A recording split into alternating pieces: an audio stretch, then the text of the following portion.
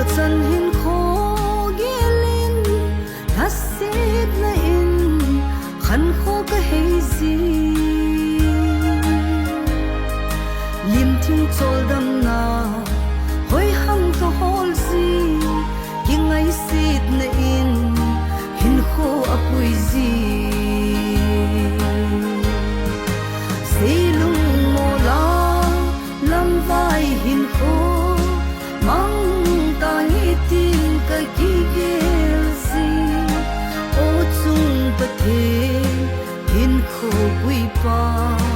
hin kho nei pa nang na hi ze in tho hat van ki van zong e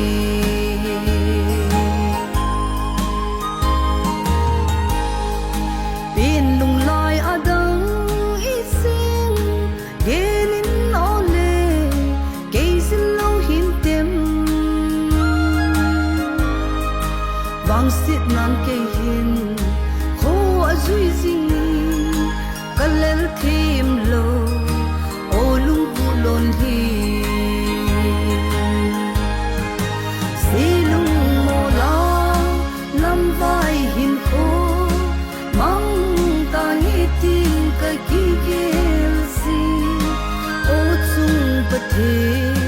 hin kho pui pa hin kho nei pa nang na hi ze in tho hat van ki van zong e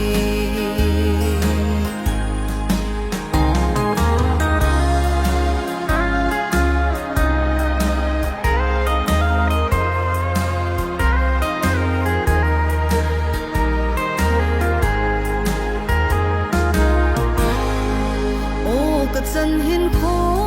hi o mui sin na in sang in nei ta leng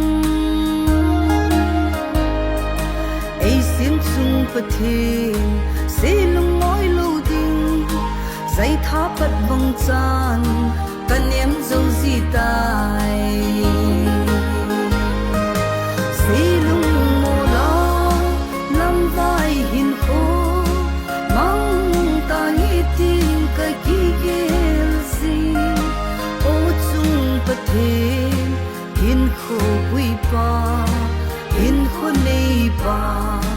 nang na hi ze in tho hat van ki van zong e